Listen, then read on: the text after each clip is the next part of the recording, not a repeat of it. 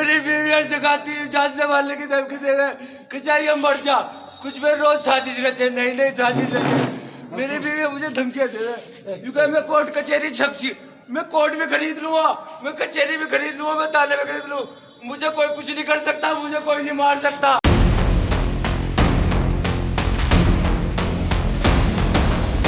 सुना आपने, थाने पहुंच पुलिस के सामने गिड़गिड़ा रहा ये शख्स खुर्शीद उर्फ सोनू है। आरोप लगा रहा है कि उसकी पत्नी इरम यूट्यूबर शादाब जकाती के साथ मिलकर उसे जान से मरवाना चाहती है।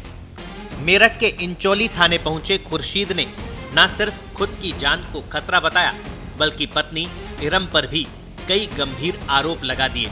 जरा सुनिए। मेरी बीवी जगाती है, जान से मारने की धमकी देवे कि चाहिए मर जा, कुछ भी रोज साजिश रचे, नई नई साजिश रचे।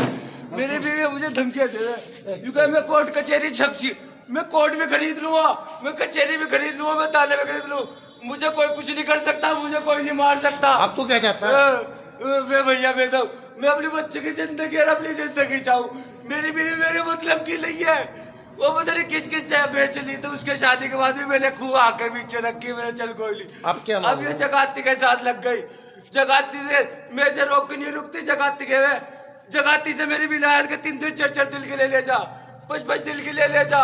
अब भी मैं अब भी रोक रहा था, भी आई थी कठोर से, जिन्हें कहा से आई थी, यूं कहने लगी कि मैं तो देहरादून जा रही, मैंने कहा मेरी तबीयत खराब है, तुझे पता मैं हार्ट का बीमार हूँ, मेरी कितनी तबीयत खराब चल रही, मुझे एक झलक नहीं देख रही।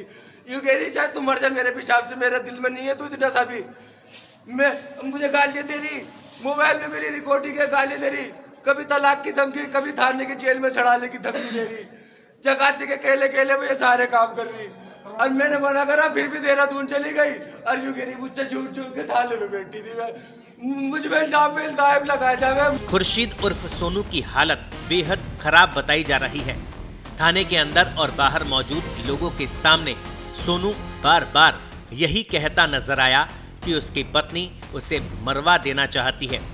उसने पुलिस से अपने और अपने बच्चों की सुरक्षा की गुहार लगाई। खुर्शीद ने कहा कि उसे दिल की बीमारी है, इस वजह से उसकी तबीयत अक्सर खराब रहती है। उसने कहा कि उसकी पत्नी उसे लगातार मानसिक रूप से प्रताड़ित करती है।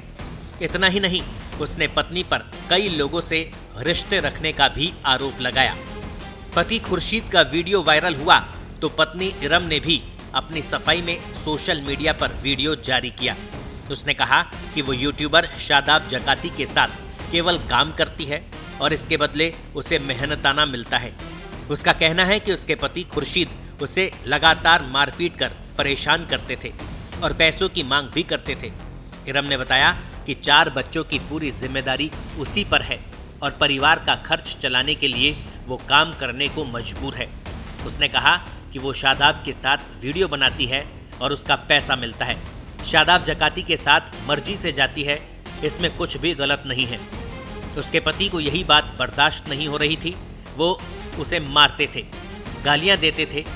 वो सिर्फ अपने बच्चों का पेट पालने के लिए काम कर रही है।